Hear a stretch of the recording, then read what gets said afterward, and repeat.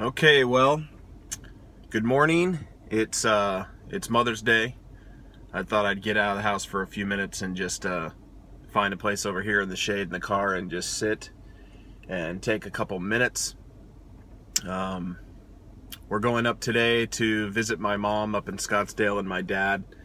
At this point, as you guys know about Grandma, her Alzheimer's is really, really, really bad. So we may go up and visit her, but probably 5 minutes after we're there, she won't remember why we're there. So it's pretty much like going up and supporting my dad as well. So Mother's Day is going to be Father's Day also, because it's my dad who benefits as well. Um, Small little moments for my mom is all that's really left, because she's starting to not even recognize Grandpa, which is really, really weird. So we're going up to see them today for just a little while for Mother's Day. Maybe take my mom some flowers, and hopefully she'll enjoy the flowers in the moment, and she might end up asking us every couple seconds who the flowers are for or what they're for. But yeah, Mom, Sarah, and I are gonna go up there and do that. But I did want to take a minute and just address mothers and Sarah and express some appreciation for her. Ever since we've lost contact with you guys, both Sarah and I have been kind of different people. Immediately having no contact with kids that you've had constant contact with is very, very difficult. At this point, Sarah and I are all having each other is all that we have left at this point. When you've got kids and they're around, you have so many different things going on, and going places, doing homework, doing things, spending time together, branching off with kids to go do this or do that. And it adds a whole different dynamic to life in general. And when you're used to going and picking up the girls on Thursdays after school, or going and doing this, or dropping them off, or putting them to bed, or any of those types of things, when that is just all of a sudden, immediately, at the drop of a hat, gone, it's really weird, and it takes a while to get used to. And I would say that honestly, even Mom and I haven't gotten used to it. With that said, I want to express my gratitude to Sarah for what an amazing mom that she is. When you're divorced and you step in as a parent and a person who hasn't had their own kids before, being a stepmom is a tough job. And I probably would have to say that, although never really expressed to you, sorry, my voice is being weird. Morning coffee. That although I never really expressed it to you guys, I always expressed it to Sarah that being a stepmom, they say being a mom is one of the hardest jobs in the world. Or I think I've said, they've said the hardest job in the world. I would agree in some aspects, but I would also disagree. And the reason I disagree is I would say that being a stepmom is the hardest job in the world.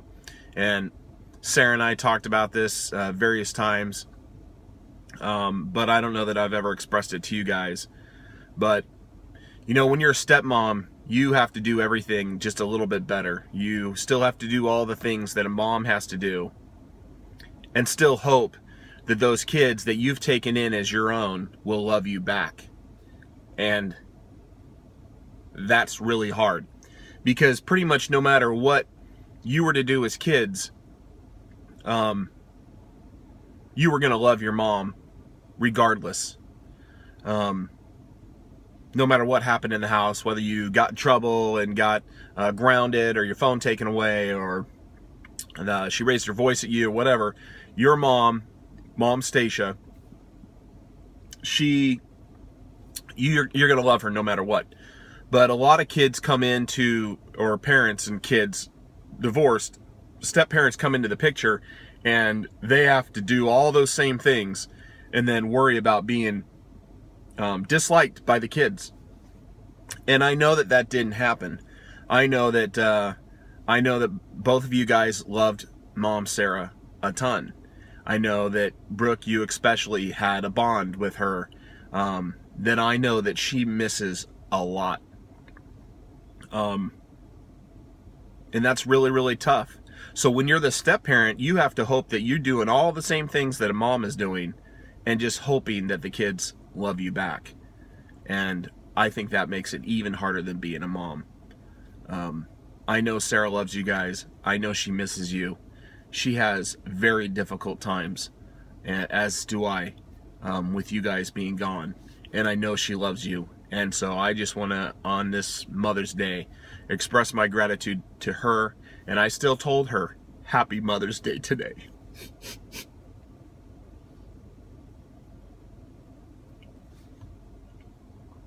She's still a mom, and she still loves you guys. She misses you a lot.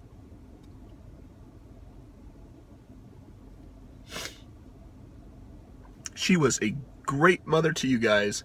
You know, moms can choose to do different things. They can be busy, they can have activities going on. And one of the examples I always gave was like, you know, a kid might say that, I want to do something, I want to do a puzzle, or I want to color, or I want to do something, watch a movie, whatever it is. And a lot of moms, because of what they have going on in their lives, and no real judgment to them, will go and get the crayons and the markers and the stuff together, or will go and get the puzzles or the games or find the movie and start it and then go off and do their own thing. Mom Sarah was always good at sitting down with you and coloring with you, or playing the game with you, or watching the movie with you. That's a big difference.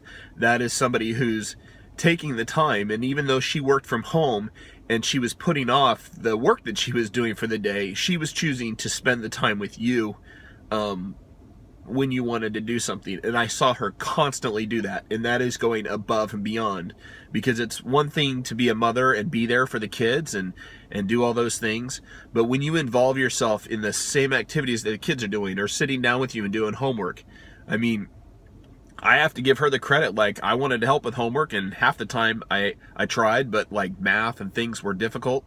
And I had no idea with math, and even Sarah had a little bit better grasp on that than I did, so she would sit down and help you guys. I wasn't as good at that, and I'm sorry. But moms and dads play different parts.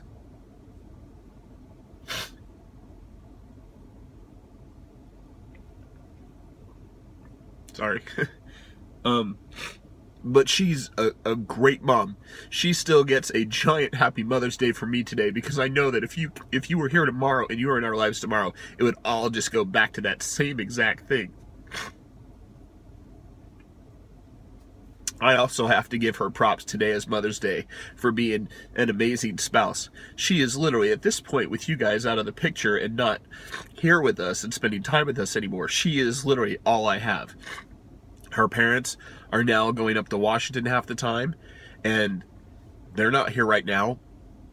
My relationship with my brother is not the best. It's not horrible. You know, we don't fight or anything, but we also don't talk. So even though he's in Scottsdale, he's really not here, so to speak. And then Grandma and Grandpa, I see Grandpa sometimes, but his life is so overwhelming with Grandma that I don't spend a lot of time with them. They have a whole different life. They can't just drive down on a weekend. There's so many logistics to having somebody with Alzheimer's, and my mom is like this close from heading into a hospital because my dad's getting to the point he can't take care of her. So we have no relationship with anybody here. I don't even know if you know this, but Mike and Alicia, I guess you did, moved to Washington. So my best friend, who I see as a brother, they're not even here. Your mom, Sarah, and I, we're all that we have. That's it. We don't even have any friends that are close enough, really, that we do things with, that we rely on. We talk with Mike and Alicia a lot, and we miss them dearly. So, Mike and Alicia, if you're watching this, we miss you guys. But Mom is my biggest support system. She's my biggest cheerleader, so to speak. She's going through all of this with me. Our bond is becoming stronger. But I know that in the end, we both just honestly wish that you guys were in our lives, and that we were picking you up after school on Thursdays, and we were dropping you off on Mondays, and we were tucking you in bed and everything else. And I think Mom Sarah is the epitome of what a great mom is.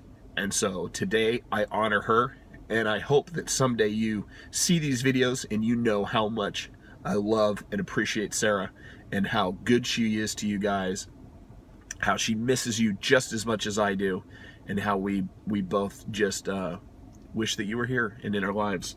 And I guess that's pretty much it. I might do a video later when we go and see Grandma and Grandpa and let Grandpa say something, because to be totally honest with you, another really hard thing about this whole situation is that all the other people that love and support you and care for you don't get to see you either.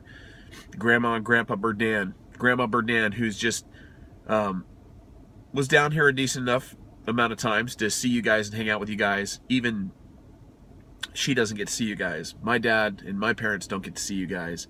Our friends who love you, Mike, Alicia, their kids, everybody misses you. And we all just hope you know that we love you, and we hope, obviously, that this whole situation was different. But, oh, one other thing. I told you guys when we talked right after Christmas, when I spoke to you, I had written a bunch of stuff down because I wanted to be able to get through that whole little meeting and be able to talk to you guys without like losing it. But I'm going to say this again, and even though it doesn't, maybe it won't matter, maybe it'll take a little time in growing up and being a parent yourself, getting a little older for you to recognize this, but I'm going to stress it again in case it's not too far in the future that you see these videos. And that's that you don't have to choose. You don't have to choose who you love. You can love multiple people. You don't have to choose Mom over me, or Sarah over Todd, or any of those types of things. You don't have to choose. You can love those people equally. No parent who's doing the right thing for their kids has any problem with a kid showing love and appreciation towards the other parent. You shouldn't have to feel like you have to maintain a loyalty to one parent more than the other. You can be at my house and miss Mom. That's okay, and that shouldn't bother me. You should be at your mom's house and miss me, and that should be okay. I have felt like during this whole process that you guys maybe feel like you have some sort of obligation or loyalty to your mom, to be totally honest. And I'm going to try to be really careful about these conversations. But sometimes there are little things I have to hint on. And so I'm saying, like, I feel like you guys have always had an issue where you felt like maybe there's some loyalty there. And I'm telling you, it doesn't have to be that way. And maybe it'll take a long time for you guys to recognize that.